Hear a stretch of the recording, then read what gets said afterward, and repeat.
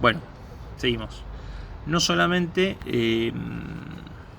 acuñar monedas, sino tiene que ver más que nada con el ejercicio de la potestad cambiaria y la de fijar un valor a su moneda, política monetaria y política cambiaria.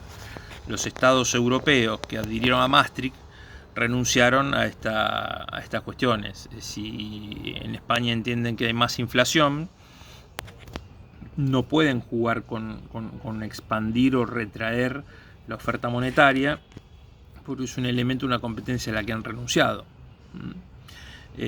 Para ingresar a Maastricht, cada uno de los estados tenía que responder a 3 variables. Una era tener una inflación inferior al 10%, la deuda externa no podía llegar al 50% del Producto Bruto, y había un tercer elemento, en este momento no lo tengo en la cabeza. Hoy nosotros no podríamos entrar nunca. En aquel momento sí hubiéramos entrado, porque la inflación era menor al 10%, nuestra deuda externa era muy inferior al 50% del Producto Bruto, pero bueno, no estamos en Europa, estamos en Sudamérica. Bueno, esto es importante porque nosotros, ¿qué tenemos con otros países? El Mercosur, por ejemplo. El Mercosur no es un ente supraestatal, ¿no? Es un organismo multilateral que está integrado por Uruguay, Paraguay, Brasil y Argentina como países miembros, y 2 asociados que son Bolivia y Chile.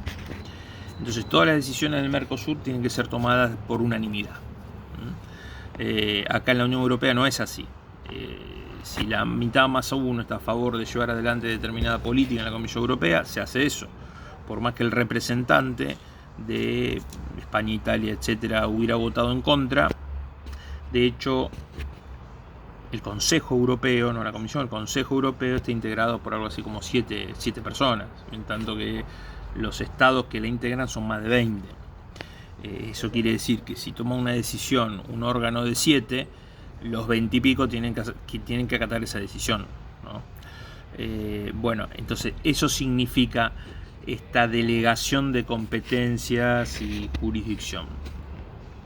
¿Qué hace la Constitución argentina? Bueno, a 4 años de ese fenómeno que revolucionó la teoría del Estado, la Constitución argentina se prepara, porque en ese año 1991 muchos países de la Unión Europea tuvieron que modificar sus constituciones, porque en esta teoría de la supremacía de la Constitución, que nada existe por encima de esta Constitución, y reclama la soberanía, y destaca la soberanía como un elemento distintivo, muchos estados tuvieron que modificar su constitución. Algunos de ellos, por ejemplo Noruega, su población decidió, bueno, como fue el Brexit ahora, en su momento decidieron no entrar, o sea, no modificar la constitución, porque en realidad no le convenía, no por el tema de la unión monetaria, sino por la política agraria común, ¿no? Ellos es un pueblo que viven bastante de la pesca y tendrían que someterse a determinados estándares y cupos máximos de pesca para la exportación, etcétera. Bueno, decidieron no entrar. Nuestra constitución ya está preparada en el caso de que se quisiera hacer una integración regional. Bueno, después vamos un poco más rápido. Están las permisiones que hace el Congreso, depende respecto de la declaración del estado de sitio, por ejemplo, que lo tiene en el artículo, en el inciso 29. Y usted dice en el medio que habrá el 26, 27, bueno, aprueba la declaración de guerra formulada por el presidente, la movilización de tropas, etcétera, etcétera. En el artículo 29 lo que dice es que declara el estado de sitio en uno o varios puntos del país. O lo declara o ratifica el que fue declarado por el presidente durante el receso del Congreso. Nosotros hablamos del estado de sitio, es donde quedan suspensas las garantías constitucionales y bueno, ya mucho más que de hablar de eso no hay. El artículo 30 le da la posibilidad de legislar respecto de los intereses que tenga el Estado Nacional sobre la capital federal. O sea, no sobre la ciudad de Buenos Aires, sobre la capital federal. Porque la reforma del 94 dice que la capital federal es la ciudad de Buenos Aires y podrá ser declarada por el Congreso en otro lugar. El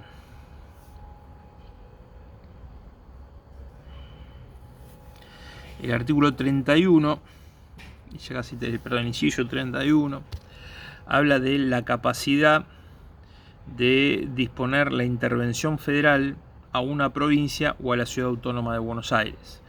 La intervención federal está en el artículo 6 y es una garantía del artículo 5. A veces uno, qué sé yo, tal vez desde las provincias se entienda que la intervención es una intromisión. Bueno, en realidad la intervención federal va en resguardo y en protección de las instituciones autonómicas o autónomas de las provincias. ¿Qué dice el artículo 5? Dice, bueno, las provincias podrán dictar su propia constitución siempre y cuando se resguarde en esa constitución el sistema republicano de gobierno, la división territorial en municipios y se provea la educación. Podemos decir que esa autonomía, ¿y qué dice la intervención? Bueno, que cuando no se cumplan las condiciones del sistema republicano en las provincias, el Estado, el gobierno puede intervenir. Y en ese caso muy clarito, dice el gobierno puede intervenir, más no es muy clarito, en realidad es difuso. Dice el gobierno puede intervenir, pero no dice qué órgano. Por eso es el Congreso. Esto lo había explicado en un momento. El Congreso, cuando no dice quién es el Congreso. El Congreso es el que tiene la posibilidad de intervenir. Por supuesto, si está en receso, el que lo hace es el presidente. ¿Y para qué? Para restablecer el orden institucional en cada una de las provincias. Estaba pensado más que nada porque, ustedes fíjense, en nuestra Constitución se sanciona luego del régimen rosista. Entonces, ¿cuál era el problema de Rosas? ¿No? Que tenía la suma del poder público. Entonces lo que se quería era evitar eso, y eso se evitaba a través del sistema republicano. Y había una situación de mutua desconfianza, ¿no?, entre las provincias, porque los gobernadores seguramente iban a ser aquellos caudillos que tienen una relación con el poder no tan sofisticada, no tan republicana, no tan institucionalista, y entonces lo que se ponía en énfasis era que si alguno no cumplía esta prédica republicana, los demás irían en defensa de la provincia, tal vez no del caudillo, pero sí de la provincia, de las instituciones provinciales. Por eso este inciso 31, que es el penúltimo, le da la posibilidad, le da la atribución en principio al Congreso, y en caso de receso al Congreso Nacional. Y bueno, el inciso 32 es de forma, porque dice que puede hacer todas las leyes y reglamentos que sean necesarios para poner en ejercicio los poderes antecedentes y todos los otros concedidos por la presente Constitución de la Nación Argentina. Es decir, todo aquello, sancionar todas las leyes que hagan posible estos 31 incisos anteriores. Entonces puede haber una ley, hay una ley de coparticipación federal, hay una ley orgánica del Banco Central. Dice el Banco Central, en el inciso 6 habrá un Banco Federal. ¿Y cómo funciona? Bueno, una carta orgánica. ¿Y por qué sanciona esa ley? Bueno, porque el inciso 32 dice que a los efectos de poder, etcétera, etcétera. Porque hay un código aduanero. Y bueno, porque si las aduanas son de la nación tiene que legislar al respecto. ¿Con qué me quería quedar? Este es el capítulo 4, ¿no? Entonces yo dije, es interesante saber cómo funcionan, cómo se articulan las leyes. Esto lo va a hacer ustedes cuando sean contadores o no sé, si sean en la administración, para poder interpretar.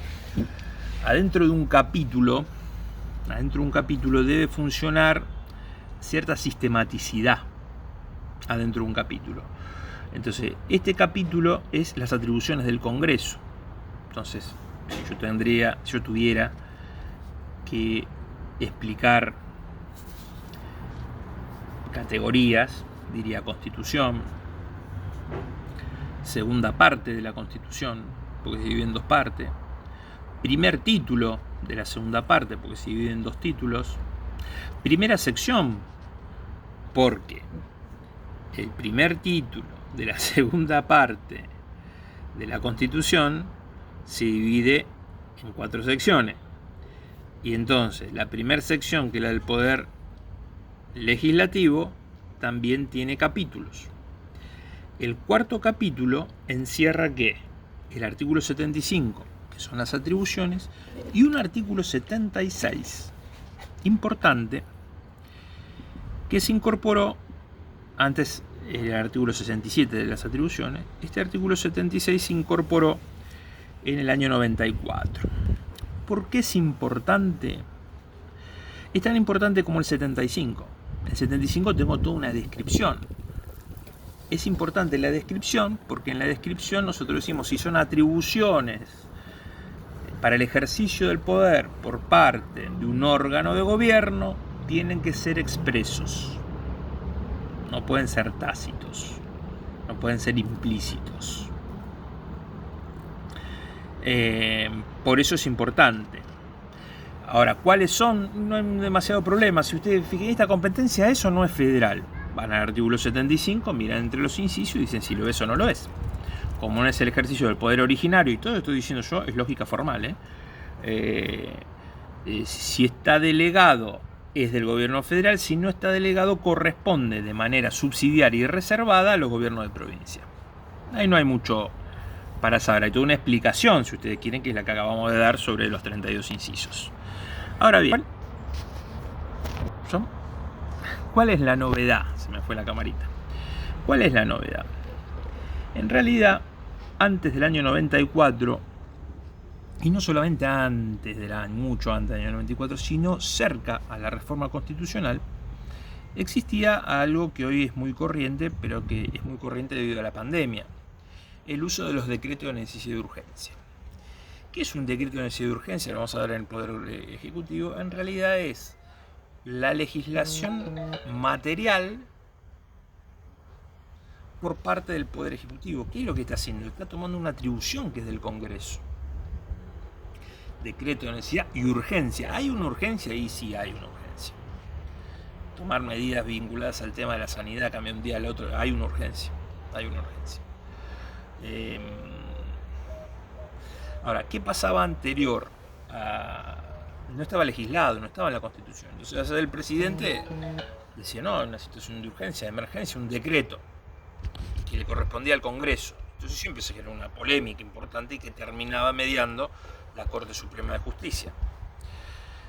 En el año 89 gana las elecciones Carlos Menem y asume en una situación de una crisis económica brutal, de hiperinflación, devaluación terrible de la moneda, desempleo no tanto, pero una situación de zozobra, mucho déficit fiscal. Entonces, ¿qué hace? Este presidente empieza, lo primero que hace es le pide al Congreso que le otorgue poderes, una especie de superpoderes, le delega muchas funciones y empieza a emitir decretos. Empieza a gobernar a través de decretos. Las reformas del Estado se hacen a través de decretos. La venta de empresas públicas a través de decretos. Cuando leímos recién que la desafectación de los activos, etcétera, etcétera, es del Congreso. Entonces una persona concentra muchísimo poder. De manera discrecional y algunos decían que arbitraria. Entonces el Pacto de Olivos es un acuerdo con el expresidente Alfonsín, que era el líder del partido de la oposición, y fijan unos acuerdos, un núcleo de coincidencias básicas, unos acuerdos que se firman en Olivos, por eso algunos lo conocen como el Pacto de Olivos, en el cual se ponen determinadas condiciones, ¿no? Como límites. Alfonsín hablaba que esa reforma era el límite al hiperpresidencialismo. Después vamos a ver que por ahí mucho no lo fue, pero por una tradición cultural de los argentinos. Entonces, este presidente, en el año 94, le quieren poner determinados límites.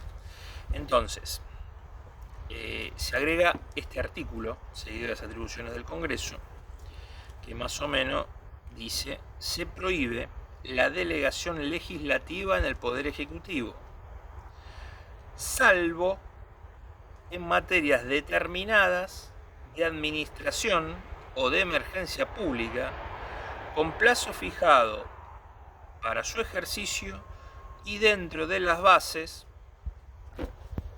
esperen que estoy leyendo, de las bases de la delegación que el Congreso establezca. La casualidad resultante del transcurso del plazo previsto en el párrafo anterior no importará revisión de las relaciones jurídicas nacidas al amparo de las normas que fueron delegadas, etc. Bueno, ¿qué dice en realidad? Y acá viene un tema polémico. Por eso es importante la formación y la capacitación de los dirigentes políticos y los funcionarios.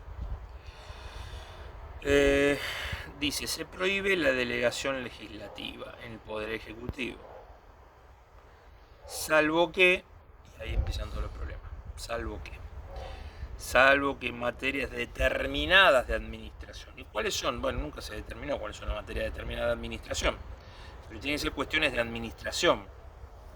Por eso el caso de Vicentín y todo esto va al Congreso, por eso el caso de los impuestos va al Congreso. Vamos a ver por qué. Además, el caso del Congreso, va al Congreso el tema de los impuestos, por el artículo 99, inciso 3, en realidad es el problema. Entonces, ¿qué es esto? La delegación ahora va a estar regulada. Se permite, pero puede ser revisado por el propio Congreso. Por eso el Congreso tiene una comisión revisora de los decretos de necesidad de urgencia. Si ustedes leen los diarios en estos días, los decretos de necesidad de urgencia que dictó el presidente Fernández, están siendo revisados, ¿no? Y pueden ser aprobados o pueden no ser aprobados. ¿Cuál es el problema? El artículo 29, ustedes se acuerdan, decía la delegación está prohibida, quien delegare sus funciones legislativas, los gobernadores, etcétera, serán considerados infames traidores a la patria. Esa también es una cláusula antirrosista, porque Rosas ejercía la suma del poder público, y entonces era una advertencia a todos los gobernadores, a los legisladores, que delegaran sus facultades en un presidente o en un gobernador, ¿no? Evitar la suma del poder público. Tenemos que entender que en el año 94 no se habilitó la reforma de los artículos desde el 1 hasta el 35, ya lo avisamos, porque una constituyente dijo que ese y su bloque no aprobarían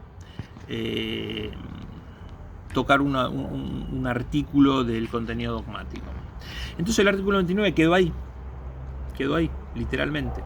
Ahora, no se lleva bien con el artículo 76, porque el 76 dice: queda prohibida la delegación legislativa. Pero, entonces quiere decir, bueno, está prohibida, como decía el 29, pero en caso de administración, en cuestiones de urgencia, y siempre y cuando después se rinda cuenta, o sea que sí se puede. Lo digo en función de hace poquito, hace 2 años y medio, diciembre del 2017, cuando a días de ganar la elección, el que era el oficialismo en su momento, decidió retroceder respecto a los derechos previsionales de los jubilados, y se armó una trifulca en la Plaza de los Dos Congresos. ¿Qué es lo que pasó en ese momento? Bueno, había una situación fea, pesada, fuera del Congreso. Alguno de los legisladores de la oposición dijo: afuera hay problema, la gente se manifiesta. Y una diputada, Elisa Carrió, raro porque fue convencional constituyente, dijo: bueno, la Constitución dice que el pueblo no delibera sino a través de su representante, nosotros somos los representantes. Bueno, no es tan así. Después de ese artículo 29 vino el artículo 39 y 40, que nosotros lo vimos. Esto ya no es una democracia solamente representativa, ni mucho menos una democracia delegativa. Es una democracia participativa, ya empezando para relativizar ese artículo 29. ¿no? Respecto del pueblo y respecto de que la vigencia de ese artículo 29 con el artículo 76 queda bastante débil. Es cierto que dice podrá delegar en el poder ejecutivo. Y vamos a ver, el poder ejecutivo es unipersonal. Estas delegaciones que se hacen a veces en el jefe de gabinete de ministros, que se hicieron en su época cuando Alberto Fernández era jefe de gabinete de ministros y le delegaban en él el Congreso. Eso es impropio. Porque la responsabilidad la tiene que tener el delegado, ¿no? Entonces, si la responsabilidad es en el Poder Ejecutivo, es en el presidente. Después el presidente verá cómo hace las cosas. Porque eventualmente a la hora de rendir cuenta el presidente puede decir, bueno, a mí no me delegaron, le delegaron a un ministro, un jefe de gabinete de ministros, pero el Poder Ejecutivo es unipersonal, ni siquiera el vicepresidente, eso ya lo vamos a ver. Pero bueno, esta es la cuestión, ¿no? La cuestión de la emergencia, de la urgencia y la posibilidad de delegar las facultades que son propias del poder legislativo. ¿Y por qué tanto énfasis en esto? Nosotros tenemos un sistema que es presidencialista. Si yo le pregunto ¿cuáles son qué sistema tiene nuestro gobierno? Es representativo y republicano. Lo dice el artículo 1 de la Constitución. No podría ser no republicano. Es representativo y republicano. ¿Es presidencialista? No dice eso. No está en la primera parte de la Constitución. En la parte organizativa le pone una cantidad de poderes importantes al presidente. Pero nosotros podríamos tener otro sistema parlamentarista y seguiría siendo representativo y seguiría siendo republicano, porque la justicia funcionará aparte, y del Congreso podrá salir un primer ministro o un presidente de gobierno, como le dicen en España. España no es presidencialista, es parlamentarista, y tiene un presidente de gobierno. ¿Y qué diferencias existe con nuestro sistema presidencialista? Bueno, mire, nuestro sistema presidencialista, el presidente recibe un mandato, por eso se llama primer mandatario, es un sistema de representación tipo mandato. Le doy un mandato por 4 años para que represente el Estado, para que gobierne en nombre del Estado. Y lo vota el pueblo de manera directa. Te podemos saber Distrito 1, pero lo vota el pueblo de manera directa. Y a los 4 años este señor se va, haga bien o haga mal las cosas. ¿Cómo son los sistemas parlamentaristas? Bueno, los sistemas parlamentaristas eligen parlamentarios. Y entre los parlamentarios eligen a uno. Ellos eligen. Entonces ese va a ser se conoce como primus inter pares. Es uno más de ellos. Y entonces en ese que ellos nombran y ungen, le pueden acordar, le pueden delegar determinadas cuestiones. Porque no es de un poder a otro, son ellos mismos. Entonces, que al momento de ungirlo, está acá, a la hora de ungirlo, primer ministro, jefe de gobierno, canciller o cual fuera el cargo que le dieran, le dicen, te investimos. Eso se llama voto de investidura o voto de confianza. Entonces, sos el presidente de gobierno. Si no llega a cumplir los acuerdos parlamentarios, si no gobierna como ellos no les interesa, ¿qué puede hacer? Lo pueden censurar, voto de censura o voto de desconfianza. Los italianos lo llaman sfiducia, los alemanes voto de destitución constructivo, porque si yo te echo pero además pongo al otro, no te puedo echar y nada más. A veces echamos a uno y no ponemos de acuerdo para nombrar otro, pasa en Italia. Entonces, acá no tenemos esa solución. Nosotros delegamos, pero delegamos en uno nuestro, en otro parlamentario. Acá el poder legislativo es un poder distinto al del presidente. Uno es representativo, sociológico, a escala, un sistema distinto, representa al pueblo de la nación, y el otro representa al Estado. Y es elegido por el pueblo de manera directa. Entonces, en realidad, las competencias de uno no podrían ser utilizadas por el otro. En el caso de un parlamentarismo no hay problema. porque es un propio, es un primus inter pares, y si en realidad no funcionó, lo sacamos antes del tiempo y ponemos otro. Ese es uno de los déficits que tiene el sistema presidencialista. Y ustedes van a decir, bueno, pero entonces los presidencialismos no pueden ir a ningún lado. Bueno, a Estados Unidos muy mal no le fue. Pasa que Estados Unidos tiene sus instituciones de hace 200 y tantos de años y las respeta y las cumple, y tiene esa tradición que la sostiene inalterable a través del tiempo. Nosotros tuvimos golpe de Estado, salimos, cambiamos sistema electoral, como si el problema fueran siempre las instituciones. Y en realidad tal vez el problema somos las personas, no las instituciones. Pero bueno, esto es lo que quería señalar respecto de las atribuciones del Congreso, que es lo nuclear. ¿Qué sigue ahora en el artículo 77? El proceso de formación y sanción de las leyes. Yo se los pido que lo lean, porque es fácil. Vamos a hacer en la próxima clase un pequeño repaso, y con eso vamos a ir terminando el poder legislativo, y vamos a mencionar dos instituciones incardinadas en el poder legislativo, como es la Auditoría General de la Nación, artículo 85, y artículo 86, el Defensor del Pueblo. Y después vamos a empezar con el poder ejecutivo. Bueno, hago una parte para mencionar la cuestión administrativa.